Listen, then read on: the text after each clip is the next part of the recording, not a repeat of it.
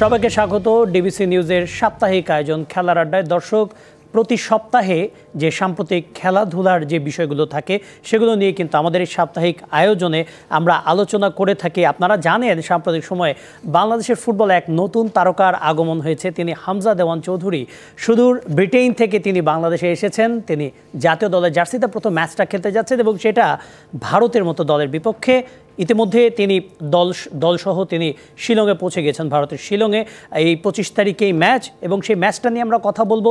এছাড়া কথা বলবো দেশের ফুটবলে ঘটে যাওয়া সাম্প্রতিক বেশ কিছু ঘটনা ঘটে গিয়েছে, সেগুলো নিয়ে। আমাদের আজকের বিষয় হচ্ছে হামজা খেললেও কি ভারতকে হারানো সম্ভব বাংলাদেশের পক্ষে। আর আমরা জানার চেষ্টা করব দেশের ফুটবলে যে সাম্প্রতিক সিন্ডিকেটের অভিযোগটা উঠেছে তার নেপথ্যে কারা, আর এর সমাধানটাই বা কী।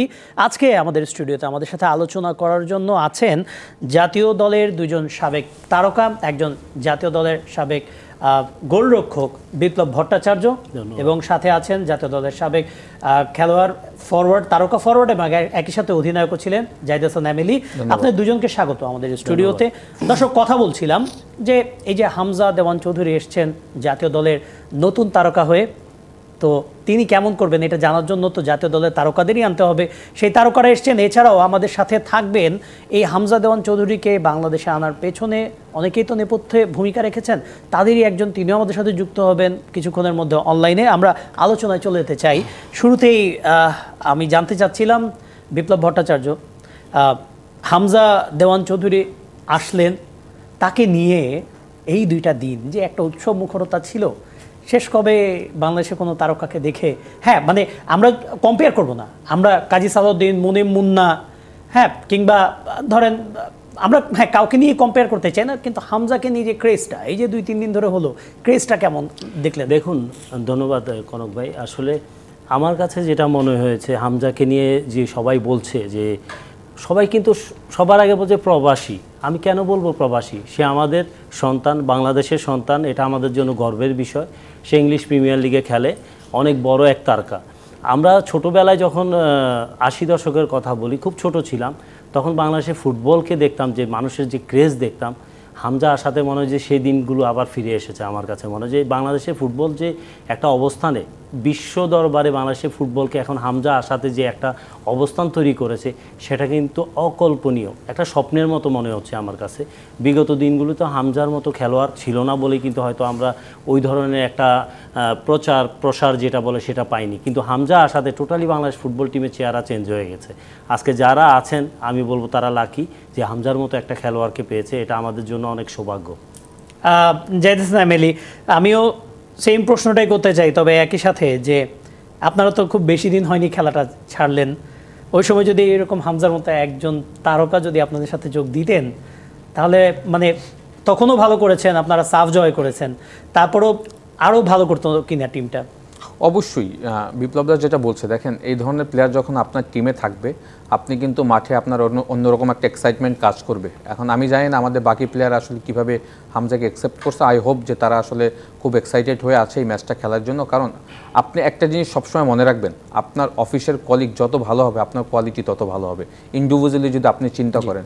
সুতরাং এই কারণে আমি এক্সাম্পলটা দিলাম, হামজার যে প্যাটার্নে ফুটবল খেলে, আপনি দেখবেন যে ও যখন ভালো ফুটবল খেলবে, ভালো একটা পাস দেবে, বাকি প্লেয়াররা কিন্তু ওইটাকে ফলো করবে এবং তার খেলার প্যাটার্নটা কিন্তু চেঞ্জ করার চেষ্টা করবে। এটা কিন্তু আমাদের জন্য খুবই পজিটিভ এবং হামজার কাছ থেকে আমাদের প্লেয়ারদের শেখার অনেক কিছু আছে, অনেক কিছু শেখার আছে, of the field, on the field. এবং আপনি অনেক কিছু দেখেছেন, বাট একটা জিনিস হয়তো মানুষ দেখেছে কিনা আমি জানি না, হামজা বাংলাদেশে এন্ট্রি করার পর আপনি যদি দেখেন, he is very humble person.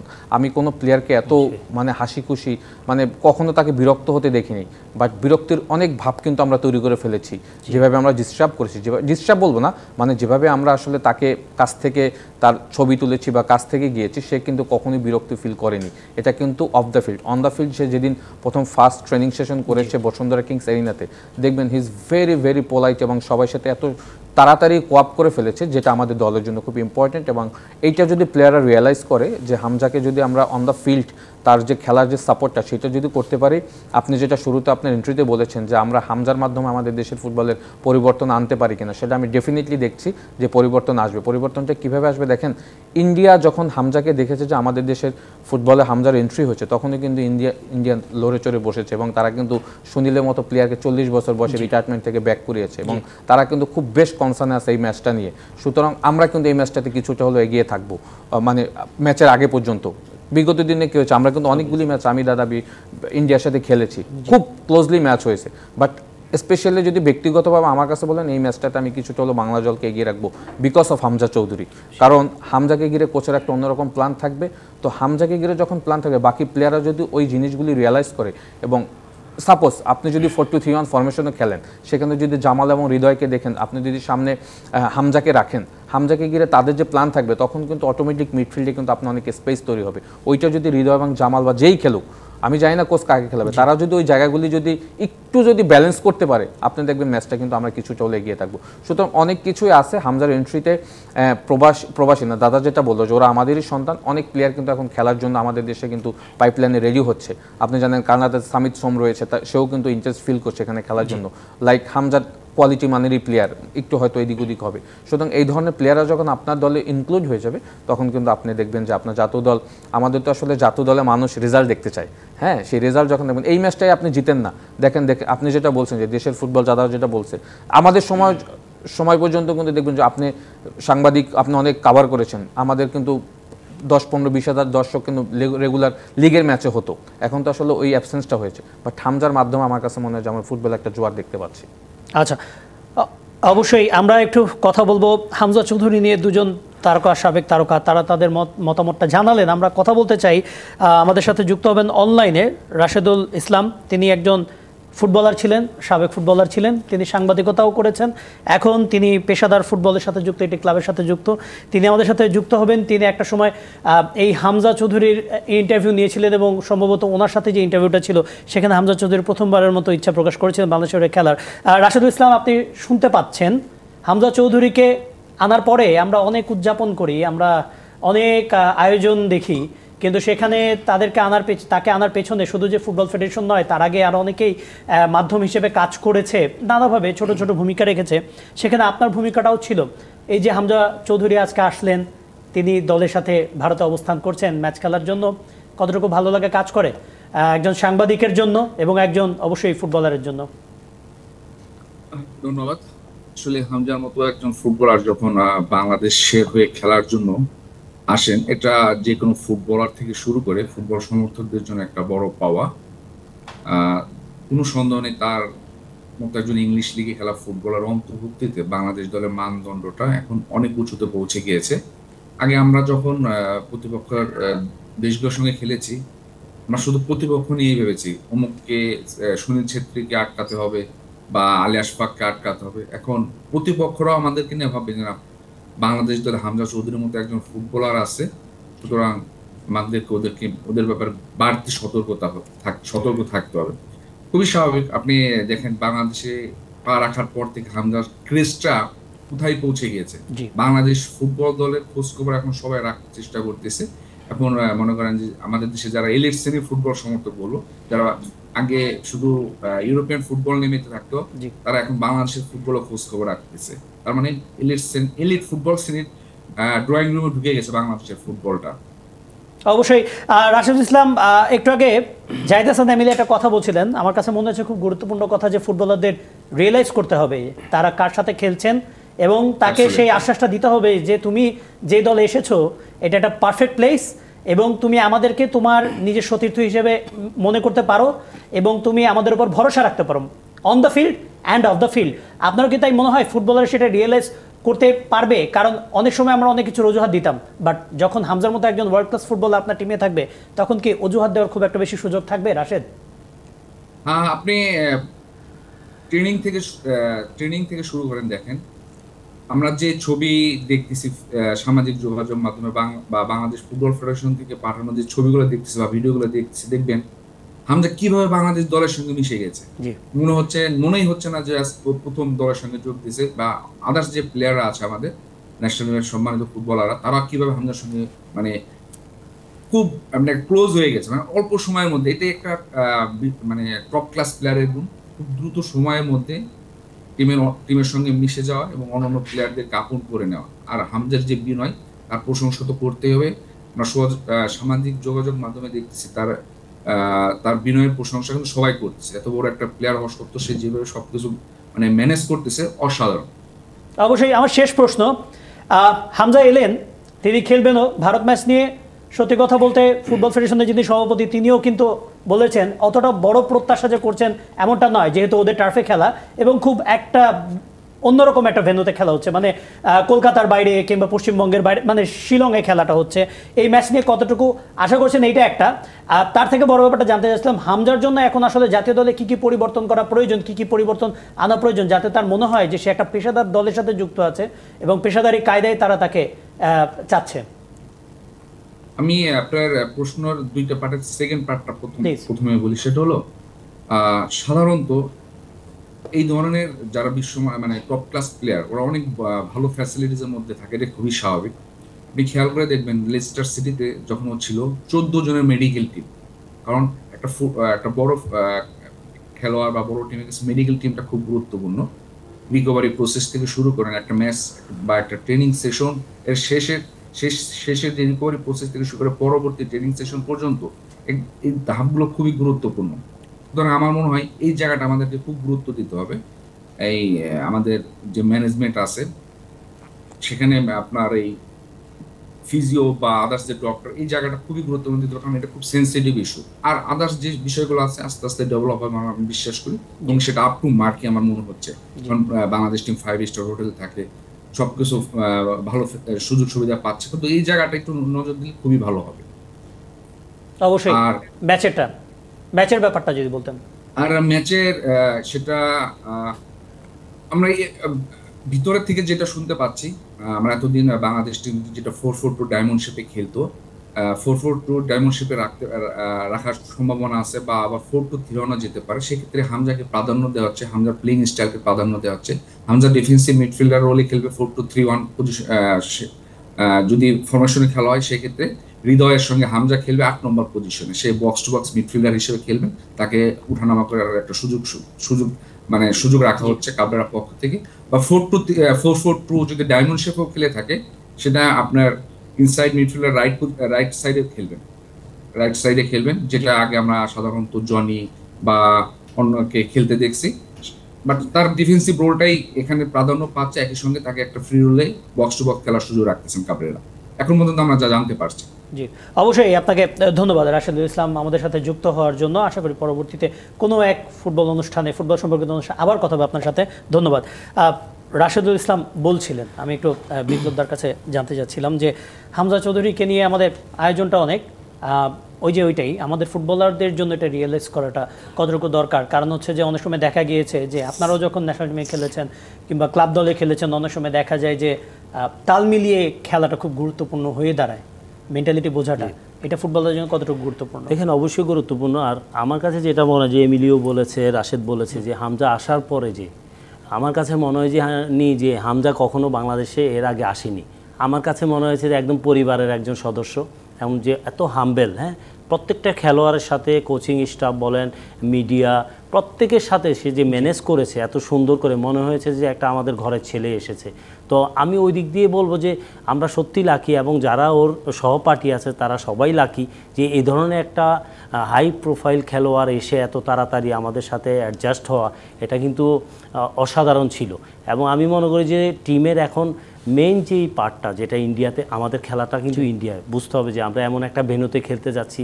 আমি আজকে যেটা শুনলাম যে টার্ফে খেলা, এর আগে কিন্তু বাংলাদেশ টিম টার্ফে কোনো ট্রেনিং করেনি, এবং হামজাও হয়তো দীর্ঘদিন ধরে কোনো টার্ফে তার অভ্যস্ত না।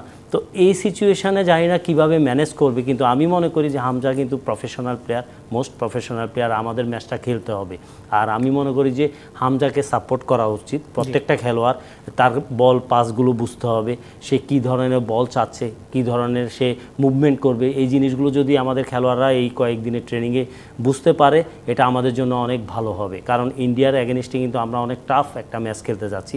হামজা এসেছে, আমরা জানি আমাদের মোটিভেটেড সব প্লেয়ার এবং খেলোয়াড় খেলোয়াড়দের আত্মবিশ্বাস অনেক ভালো।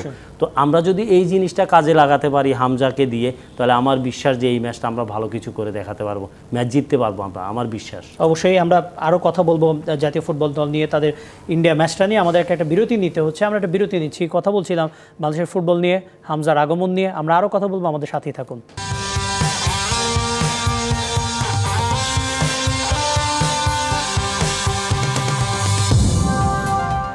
বিরতির পর আবারও ফিরে এলাম খেলার আড্ডায়। আমরা কথা বলছিলাম জাতীয় ফুটবল দল নিয়ে এবং হামজা চৌধুরীর আগমন নিয়ে। আমাদের সাথে স্টুডিওতে আছেন জাতীয় দলের সাবেক গোলরক্ষক বিপ্লব ভট্টাচার্য এবং একই সাথে আছেন জাতীয় দলের সাবেক স্ট্রাইকার এবং অধিনায়ক জাহিদ হাসান এমিলি। আমরা কথা বলছিলাম হামজা চৌধুরীর আগমনটা নিয়ে। একটুখানি জানতে চাচ্ছিলাম এমিলির কাছে, বিপ্লব দা তো একটু আগে বললেন হামজার ব্যাপারে, কিন্তু আমরা ইন্ডিয়ার এগেনস্টে এর আগের ম্যাচগুলোও খেলেছি। আমরা সুনীল ছেত্রীর ফিরে আসাটা নিয়ে অনেক কথা বলছি। এর আগে বাইচুং ভুটিয়া খেলেছেন। ইন্ডিয়া দলে এরকম দুই একজন পোস্টার বয় থাকেন। আমাদের বাংলাদেশেও প্রায় সময় অনেকের নাম চলে এসেছে, তবে হামজার মতো হয়তো এতটা এক্সপোজার পাচ্ছে না ভারতীয় মিডিয়ার কাছে। কিন্তু বাইচুং ভুটিয়া কিংবা সুনীল ছেত্রী, এদের বাইরেও কিন্তু দলটা বেশ শক্তিশালী।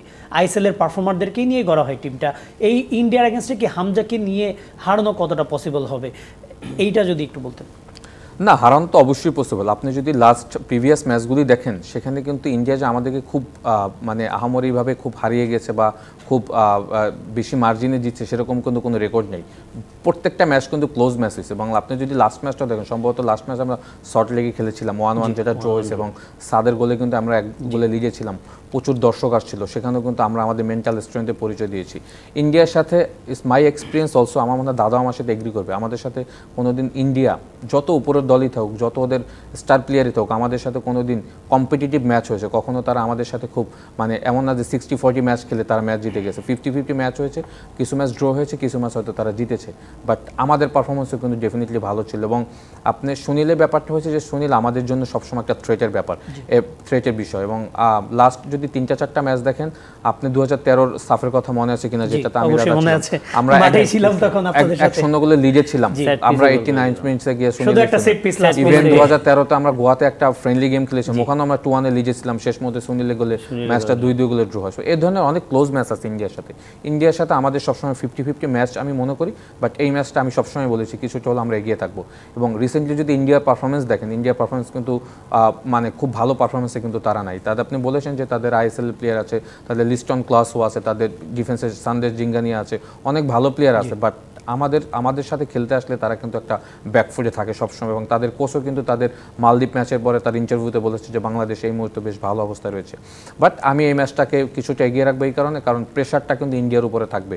এই কারণে ইন্ডিয়ায় কিন্তু সুনীলে যাওয়ার পর তারা কিন্তু ওই জায়গাতে কোনো স্ট্রাইকার প্রডিউস করতে পারেনি, যার কারণে কিন্তু হামজা আসার কারণে তারা সুনীলকে কিন্তু ব্যাক করিয়েছে।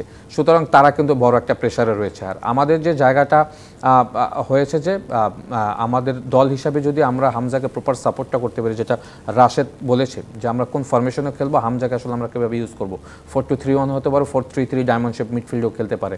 এখানে আসলে হামজার রোলটা কী হবে, বাকি প্লেয়াররা কী করবে, এইটার উপরে ডিপেন্ড করে আমরা আসলে ম্যাচটা কিনব। এবং বেশ কিছু জায়গা আমাদের ইম্প্রুভ করতে হবে। আপনি যদি মালদ্বীপের এগেনস্টে ইন্ডিয়া লাস্ট ম্যাচটা দেখেন, তারা 3টা গোলে 2টা গোল সেট পিস থেকে করেছে, এবং সেট পিস থেকে যে গোলগুলি করেছে সন্দেশ জিঙ্গানি এবং লিস্টন ক্লাসও, আপনি দেখবেন দুর্দান্ত হেডিং ছিল। এগুলি কিন্তু আমাদের জন্য খুব, আমি এই ব্যাপারে একটু কথা বলতে যাচ্ছিলাম, যেহেতু বিপ্লব ভট্টাচার্য ভারতের সাথে, মানে যেমন এমিলি আপনারও ভারতের সাথে অনেক ম্যাচ খেলার অভিজ্ঞতা আছে, ভারতের অনেক সাবেক ফুটবলারের সাথে আপনাদের দুজনেরই বেশ দারুণ বন্ধুত্বপূর্ণ সম্পর্ক আমরা দেখেছি। একটা মাঠে এবং মাঠের বাইরে একটা অদ্ভুত একটা রাইভালরি ছিল সবসময়, একটা সুন্দর সম্পর্কও ছিল। কিন্তু সেট পিসের যে ব্যাপারটা 2013 থেকে বলছিলেন, সুনীল ছেত্রী একদম সবসময় লাস্ট মোমেন্টে দেখা যায়, এটা অনেক সময় রেফারিকে একটা দোষ দেওয়া হয় যে লাস্ট মোমেন্টে একটা সেট পিস কোনো না কোনোভাবে ইন্ডিয়া পেয়ে যায়, এবং যতক্ষণ পর্যন্ত না পাবে ইনজুরি টাইম কন্টিনিউ হইতে থাকবে। এবং যখন হলো তারপরে হচ্ছে সেই সুনীল ছেত্রী একটা গোল আপনার বের করে দিল, কিংবা হেডারে ধরেন যে সন্দেশ জিঙ্গান, যেহেতু তিনি টল প্লেয়ার, তিনিও একটা স্কোর বের করে ফেলতে পারে। এইটার জন্য আমাদের ডিফেন্স লাইন কিংবা গোলকিপারদের কতটুকু সাবধান হওয়া প্রয়োজন? হ্যাঁ, অবভিয়াসলি, কারণ আপনি যেটা বলছেন যে সেট পিসগুলোতে কনসেন্ট্রেশন সবার আগে, এটা বিশেষ করে ডি এরিয়ায় ডির বাইরে যে ফ্রি কিকগুলো হয় ওইখানে কিন্তু গোলকিপারের দায়িত্বটা অনেক বেশি থাকে। গোলকিপার অ্যালার্ট করে ওয়ালটা মেনটেন করা, এবং ওকে বুঝতে হবে যে সুনীল কোথা থেকে, মানে কোন পোস্টে মারবে, কোন অ্যাঙ্গেল থেকে মারবে। এই জিনিসগুলো যদি গোলকিপার কনসেন্ট্রেট করে এবং পজিশনে থাকে, তাহলে অবভিয়াসলি আমরা এখান থেকে কিন্তু ভালো কিছু পাবো, কারণ আমাদের অ্যাগেনস্টে গোল করতে পারবে না। কিন্তু সুনীলের সবচেয়ে বড় যে তার সবচেয়ে বড় জিনিস যে সুনীল যে কোনো পোস্টে রাখার ক্ষমতা রাখে, আর তার অ্যাঙ্গেলগুলো বুঝতে হবে যে কোন অ্যাঙ্গেল থেকে সে মারছে ফ্রি কিকগুলো। আর আমাদের বিশেষ করে ডিফেন্ডাররা যেটা ফ্রি কিক হয়তো দূর থেকে ফ্রি কিকগুলো হয়, ওই ফ্রি কিকে মার্কিংগুলো, বিশেষ করে মার্কিংয়ের জন্য অবভিয়াসলি গোলকিপারকে অবশ্যই তাকে অ্যাজ এ লিডার হিসাবে সবাইকে লিড দিতে হবে পিছন থেকে। প্রত্যেকটা জায়গায় যদি আমরা মার্কিংটা ঠিকমতো করতে পারি, আর স্পেশালি এই ম্যাচটা বলবো সুনীল হয়তো 1 বছর পর কামব্যাক করছে, কিন্তু সুনীলকে অবভিয়াসলি মানে ওটা ওর প্রতি 100% কনসেন্ট্রেশন রাখতে হবে। সে এটাই করে, কারণ সে দিন শেষে একদম লাস্ট মোমেন্টে একটা বল পাবে, সেটাই সে স্কোর করবে, সে ধরনের স্ট্রাইকার। তো আমি মনে করি যে বাংলাদেশ দলে যারা আছেন দীর্ঘদিন একসাথে খেলছে, আমাদের ডিফেন্ডার বলেন এবং আমাদের যে টিমটা বলেন, হয়তো হামজা নতুন জয়েন করেছে, কিন্তু এই টিমটা কিন্তু দীর্ঘদিন ধরে খেলছে, এবং কোচ যে ইনস্ট্রাকশন দিচ্ছেন বিশেষ করে ডিফেন্স লাইন থেকে শুরু করে মিডফিল্ড, সবাই যদি আমরা কনসেন্ট্রেট করি, তো অবভিয়াসলি আমরা এখানে ভালো কিছু আশা করতে পারি। অবশ্যই এমিলি, দলে তো বেশিরভাগই বলতে গেলে তরুণ ফুটবলার, সিনিয়র বলতে গেলে তপু আছেন, জামাল ভুঁইয়া আছেন, তারা আছেন। আমরা ডিফেন্সের কথা বলছিলাম, তপু খুব গুরুত্বপূর্ণ ভূমিকা পালন করেন। এই যে তরুণরা যারা আছে, তারা যে সবাই একদম মানে সুনীলের বিপক্ষে ম্যাচটা পেয়েছে এমনটা নয় তো, কিংবা এই ইন্ডিয়ান দলের বিপক্ষে তাদের কোথায় ফোকাস করা উচিত? তাদের কি আসলে সুনীলকেই ঘিরে যে তাদের যে মার্কিংটা, ম্যান মার্কিং, সেটা করা উচিত, নাকি আরও অন্য কোনো পরিকল্পনা তাদের থাকা উচিত? দেখেন, আমরা কিন্তু ইন্টারন্যাশনাল ম্যাচগুলি বেশ ভালোভাবে স্টার্ট করি, বাট আমরা সিলি কিছু মিস্টেকে কিন্তু ম্যাচগুলি কিন্তু আমরা ম্যাচ হেরে যাই বা ম্যাচ ড্র করি। আপনি যদি লাস্ট যে 2টা ফ্রেন্ডলি গেম খেলেছি মালদ্বীপের সাথে, আপনি যদি এখানে দেখেন, প্রথম ম্যাচটা আমরা ড্র করেছি, হেরেছি, পরের ম্যাচটা আমরা জিতছি। বাট যে ম্যাচটা আমরা জিতলাম, ওই ম্যাচটা আপনি যদি একটু খেয়াল করেন, যে গোলটা আমরা কনসিড করেছিলাম, তপু বর্মন একদম ইজি মিস্টেক করে, আমরা পুরো খেলাটা আমরা খেলতেছিলাম, তপু কী করলো, লেফট ফ্ল্যাঙ্ক থেকে গিয়ে বল ক্লিয়ার করতে গিয়ে ওদের পায়ে দিয়ে দিল, ওখান থেকে ফাউল হলো, সেট পিসে গোল করে চলে গেল। সুতরাং ওই ডিয়ের আশেপাশে সেট পিস, কর্নার কিক, এগুলি আননেসেসারি করা যাবে না। অ্যাট দ্য সেম টাইম দাদা ভেরি ইম্পর্টেন্ট কথা বলছে, আমাদের Mitul, he is no doubt good goalkeeper, but Mitul কিন্তু মাঝে মাঝে খুব ব্যাড মিস্টেক করে, এগুলি এই ধরনের ম্যাচে করা যাবে না। অনেক সময় সে পায়ে ভালো খেলে, বাট বেশি কনফিডেন্ট দেখা দিকে কিন্তু আমি লাস্ট ম্যাচও দেখেছি, ইন্টারন্যাশনাল ম্যাচে সে খুব ফাম্বেল করতে ছিল। এইগুলি মিস্টেক ইন্ডিয়ার সাথে একদমই করা যাবে না। আর একটা দিকে আমাদের খুবই কনসেন্ট্রেট থাকতে হবে, যে আমরা খুব যখন বেশি অ্যাটাকিং খেলি, তখন আমাদের ডিফেন্সিভ জোনটা আমরা একটু মনোযোগ হারিয়ে ফেলি। ওই সময়গুলি কিন্তু অপোনেন্ট আসলে আপনাকে খুব বেশি একটা সুযোগ দিবে না। আর যেটা হলো যে সুনীলের বাইরেও কিন্তু আপনার অনেক ম্যাচ উইনিং প্লেয়ার কিন্তু ইন্ডিয়া দলে রয়েছে। সুনীলকে না নিলেও কিন্তু তারা কিন্তু তাদের ইন্ডিয়ার যে টিমটা রয়েছে এই মুহূর্তে, তারা কিন্তু আমাদের সাথে ম্যাচ জেতার মতো তাদের স্কোয়াড আছে, ওই স্ট্রেংথ আছে। সুতরাং আরও কিছু ইম্পর্টেন্ট প্লেয়ার আছে যাদের দিকে বাংলাদেশের ইন্ডিভিজুয়াল এখন ফরওয়ার্ড লাইনে রাকিব আছেন, ফাহিম আছেন, নোভা নেই। আমাদের জন্য একজন স্কোরারের অভাব আসলে কতটা ভোগাবে আমাদেরকে? নাম্বার 9-এ একজন পারফেক্ট ম্যান আমাদের দরকার ছিল কিনা? না, তা তো অবশ্যই, এটা তো অনেকদিন ধরেই আসলে আমাদের ওই পজিশনটাতে একদম ফিক্সড স্ট্রাইকার নাই। লাস্ট যদি আপনি দেখেন 4-5 বছর আমরা স্ট্রাইকার ছাড়াই ম্যাচ খেলছি। স্পেশালি কাবরেরা আসার পরে কিন্তু আমাদের গেম প্ল্যানে কিন্তু স্ট্রাইকার ছাড়া আমরা খেলছি। আমরা যদি দেখেন ডায়মন্ড শেপ মিডফিল্ডে রাকিব এবং ফাহিমকে ঘিরে কিন্তু মোরসালিন, এই তিনজনকে সামনে রেখে খেলছি, সেখানে ওরা কিন্তু কেউ প্রপার নাম্বার 9 না। বাট এইবার যেহেতু আলামিন ঘরোয়া ফুটবলে ভালো খেলে গেছে, আমি জানি না তাকে স্টার্টিং 11-এ রাখবেই না কোচ। যদি 4-2-3-1-এ রাখে, হয়তো জামাল, রাকিব এবং ফাহিম থাকবে বা মোরসালিন থাকবে, সামনে হয়তো আলামিনকে রাখবে বা হয়তো হতে পারে। আমি জানি এটা পুরোপুরি কোচের প্ল্যান। বাট স্ট্রাইকার নিয়ে খেললে যে সুবিধাটা আছে, আপনি স্ট্রাইকার ছাড়া খেললে কিন্তু সেই সুবিধাটা পাবেন না। বিকজ অনেকগুলি ম্যাচেই আমি এখানে দেখেছি যে রাইট ফ্ল্যাঙ্ক থেকে হয়তো রাকিব ক্রস করেছে, বাট ওই প্রপার জায়গাটাতে কিন্তু ফিনিশিংয়ের জায়গা, ফিনিশ করার প্লেয়ার ছিল না। অনেকগুলি বল দেখেছি। সুতরাং নাম্বার 9 নিয়ে খেলার এবার বড় সুযোগ রয়েছে, বিকজ আপনার দলে হামজার মতো প্লেয়ার রয়েছে। হামজা যেটা করতে পারবে, স্পেশালি হামজা যেটা সবসময় করে, পৃথিবীতে আমার কাছে মনে হয় এই মুহূর্তে 4-5 জন প্লেয়ার আছে যারা হামজার কাজটা করে। হামজা যেটা করে, অপোনেন্টের কাছ থেকে কিন্তু বল নিতে পারে, এটা কিন্তু খুব ডিফিকাল্ট একটা কাজ, যেটা হামজা খুব ভালো করতে পারে। এবং অপোনেন্ট হাফে বল লুজ করলে পর খুব কুইক ইন্টেন্সিটিতে ব্যাক করতে পারে বলের পিছনে। সুতরাং হামজা থাকাতে বাকি প্লেয়াররা কিন্তু এই জায়গাটাতে ইনক্রিজ হবে। সেখানে আমি বলবো যে স্ট্রাইকার নিয়ে খেললে আমাদের সুযোগ তৈরি হবে এই ম্যাচে। অ্যাট লিস্ট হামজা থ্রু গুলি ধরার জন্য অ্যাট লিস্ট কাউকে থাকতে হবে। সুতরাং সেখানে কিন্তু সেকেন্ড স্ট্রাইকার হিসেবে যদি স্ট্রাইকার খেলে ফাইম এবং রাকিবের কিন্তু বড় একটা ভূমিকা থাকবে। অবশ্যই। আমি মানে আপনি ফরওয়ার্ড লাইন নিয়ে বললেন, আমি যদি আপনার কাছ থেকে গোলকিপার সম্পর্কে জানতে চাই, এখানে আনিসুর রহমান জিকোর এক্সপিরিয়েন্সটা আমরা মিস করছি কিনা বিপ্লব ভট্টাচার্য? অবভিয়াসলি এটা পার্সোনালি আমি মিস করি জিকুকে, কারণ প্রায় 2 বছর আমি ওর সাথে কাজ করেছি। খুব ডেডিকেটেড ট্রেনিংয়ে, এবং সে কনসেন্ট্রেট করে এবং সে হার্ড ওয়ার্কার। এবং আমার কাছে মনে হয়, দেখুন আমাদের গোলকিপিং পজিশনটা নিয়ে কিন্তু আমরা অনেক চিন্তায় থাকি সবসময়। আর জিকুর মতো গোলকিপার তৈরি করা, জিকুর মতো একটা গোলকিপারকে আবার দল থেকে সরিয়ে দেওয়া, এটা আমাদের জন্য খুবই কষ্টদায়ক। কারণ জিকুকে হারানো মানে বাংলাদেশ দলের জন্য অনেক ক্ষতি হয়েছে। কারণ আমি মনে করি যে জিকুর প্রিভিয়াস যে সিচুয়েশন, এই সিচুয়েশনে মানুষ মিস্টেক করতে পারে ভাই, লাইফে মিস্টেক হতে পারে। মানে সেই মিস্টেক করে তো আপনার মোরসালিন এর পরেও মিস্টেক করেছেন, তিনি তো দলে আছেন, তাহলে জিকো নয় কেন? আমি কিন্তু একমাত্র আমি আপনাকে বলি, যখন জিকুকে দল থেকে বাদ দেওয়া হয়, আমি একমাত্র স্ট্যাটাস দিয়েছি কেন কি জিকুকে বাদ দেওয়া হলো।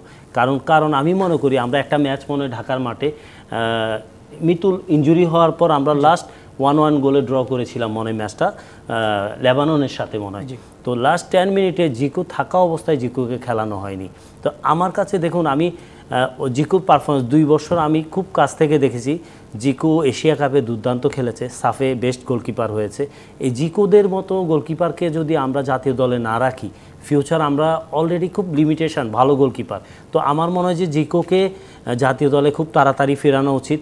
জিকু মানসিকভাবে হয়তো ধরেন এই যে ওকে কন্টিনিউয়াস জাতীয় দলের বাইরে রাখছে।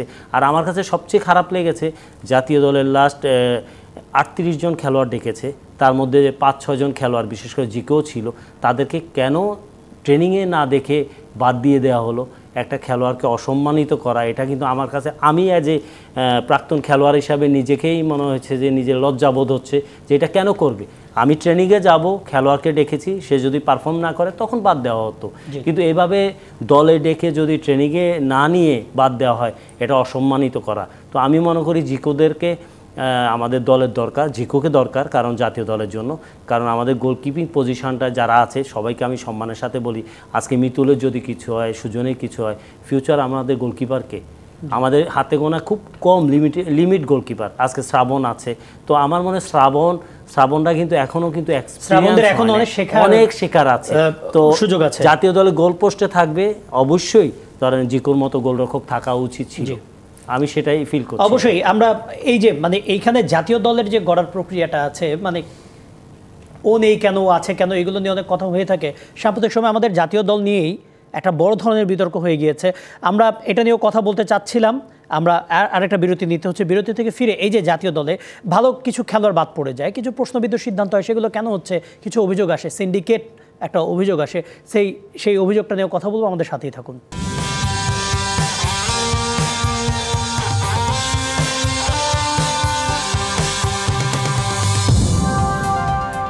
বিরতির পর আবারও ফিরে এলাম ডিবিসি নিউজের সাপ্তাহিক আয়োজন খেলার আড্ডায়। আপনাদের সাথে আছে আমি কনক মাহমুদ। আমাদের সাথে স্টুডিওতে আছেন জাতীয় দলের 2 জন সাবেক তারকা, জাহিদ হাসান এমিলি এবং বিপ্লব ভট্টাচার্য। আমরা কথা বলছিলাম এই যে জাতীয় দল নিয়ে এত অভিযোগ, এই অভিযোগের নেপথ্য থেকে কেন এগুলো হয়, আর এই মানে অভিযোগের সমাধানটা কোথায়? আমি শুরুতে জাহিদ হাসান এমিলির কাছে জানতে চাচ্ছিলাম। জাহিদ হাসান এমিলি, সাম্প্রতিক সময়ে আপনার একটা মতামতের কারণে আমাদের বেশ কিছু সাবেক ফুটবলারদেরকে প্রশ্নবিদ্ধ হতে হয়েছে, আপনাকেও প্রশ্নবিদ্ধ হতে হয়েছে।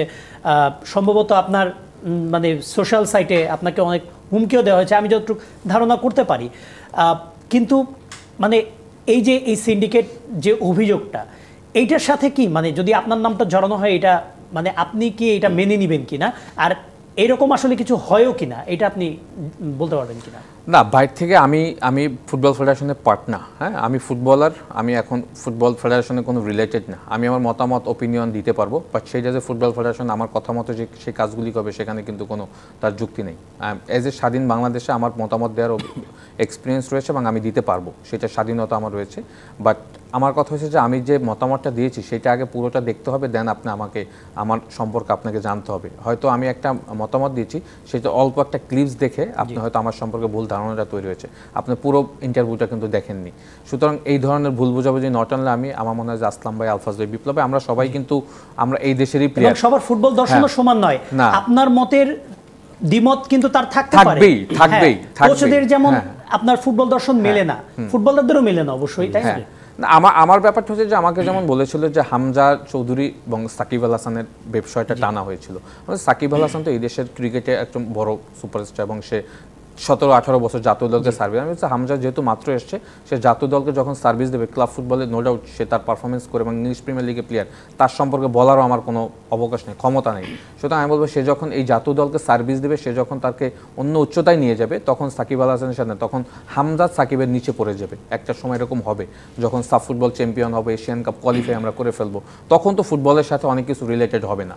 তো ওই জিনিসগুলিকে কিন্তু আমরা ভুল ইন্টারাপ্ট করে পরবর্তী সময় কিন্তু সোশ্যাল মিডিয়াতে এইগুলি যায়। এবং অন্যান্য ব্যাপারগুলো যদি দেখেন, আমরা তো আসলে এই দেশেরই সন্তান, আমরা আমাদের মেইন ফোকাস থাকবে কি, আমাদের বাংলাদেশ দল ভালো করবে, সাকসেস পাবে, এর উপরে তো কোনো কথা নেই। আমি বাংলাদেশ দলের কেন ক্ষতি চাবো? অবশ্যই বাংলাদেশ দল ভালো করবে। আপনি যেটা বলছেন সিন্ডিকেটের কোনো সুযোগ নেই। কারণ কি, আমি সিন্ডিকেট, বিপ্লব ভাই সিন্ডিকেট যদি করি, সেটা তো ফুটবল দলের সাথে ইম্প্যাক্ট হবে না, কারণ আমরা তো ওই টিমের বাইরের মানুষ, আমাদের কথা তো ফুটবল ফেডারেশন শুনবে না। আর কিন্তু একটা জিনিস, এখন কোচ যদি সিন্ডিকেট করেন, কোচ কিংবা সিন্ডিকেট না, দেখেন সব কোচেরই তো গুড বয় ব্যাড বয় আছে, সব শিক্ষকেরই গুড বয় ব্যাড বয় আছে। এটা ছিল, আপনিও কোনো কোচের গুড বয় ছিলেন, কোনো কোচের ব্যাড বয় ছিলেন, সেম বিপ্লব ভট্টাচার্য। এখন প্রশ্নটা হচ্ছে যে আপনি একটা 38 জন কিংবা 36 জনের দল ডাকলেন, আপনি তাদেরকে মাঠে না প্র্যাকটিস করিয়ে আপনি তাদের মধ্যে 6 জনকে বাদ দিয়ে দিলেন, ভালো কথা। তার মধ্যে 2-3 জন এমন ফুটবলার আছে, ইনক্লুডিং বর্তমান দলের যে অধিনায়ক জাতীয় দলের, তিনি পুরো 1 বছর কম্পিটিটিভ ম্যাচের বাইরে, তারপরও তাকে আপনি স্কোয়াডে রাখলেন। আপনার নাম্বার 9 নেই, পিয়াস আহমেদ নোভার মতো একটা ছেলেকে বাদ দিলেন। সবচেয়ে বড় অভিযোগ, ফাহমিদুলের মতো একটা ছেলে, তাকে আপনি মানে এই বড় দলে তাকে আপনি না খেলান, সে প্রস্তুত নয়, তার বয়স কম, সবই মানলাম, তারপর আপনি তাকে কেন মানে অ্যাটলিস্ট টিমের সাথে রাখলেন না? এরকম না, এটা খুবই গুরুত্বপূর্ণ। আমরা যেহেতু এখন বাইরের, মানে আমাদের দেশের প্লেয়াররা যারা বাইরের সিটিজেন অবস্থা আছে, তাদের প্রতি যেহেতু আমাদের এখন অন্যরকম একটা ফ্যাসিনেশন তৈরি হয়েছে এবং তারা যেহেতু নিজেরাই আগ্রহ প্রকাশ করে এখানে খেলার জন্য আগ্রহ প্রকাশ করছে, তো তাদের প্রতি কিন্তু আমাদের গুরুত্ব দেওয়াটা খুব জরুরি। এবং এখানে আমি কোচের কিছুটা হলেও আমি বলবো যে একটু ল্যাকিং ছিল। কীরকম, কোচ কিন্তু নিজেই তাকে চয়েস করে কিন্তু এই 38 জনের স্কোয়াডে এবং সৌদি আরবের ক্যাম্পে নিয়ে গেছে। এখানে যেটা হয়েছে যে কোচ যেটা করতে পারতো, it's my personal opinion, coach যেটা করতে পারতো, তাকে টিমের সাথে বাংলাদেশে নিয়ে আসতে পারতো, বাংলাদেশ ইনভলভমেন্ট সম্পর্কে জানতো, সে শিলংয়ে নিয়ে যেতে পারতো। আপনি 23 জনের স্কোয়াড, আপনি কিন্তু 24 জন নিয়ে গেছেন, আপনি 25 জন নিতেন, কোনো প্রবলেম ছিল না। তখন কিন্তু ওর একটা অন্যরকম ফ্যাসিনেশন তৈরি হতো বাংলাদেশ দলের জন্য। হ্যাঁ, তো সুতরাং অন্যান্য প্লেয়াররা কিন্তু তখন আগ্রহী হতো যে হ্যাঁ, আমাদের বাইরের যারা আমরা রয়েছে তাদের প্রতি বাংলাদেশের কোচের বা বাংলাদেশের একটা প্ল্যান রয়েছে। সুতরাং তখন কিন্তু একটা প্ল্যানের কেন্দ্রবিন্দু হতো এই বাইরের প্লেয়াররা।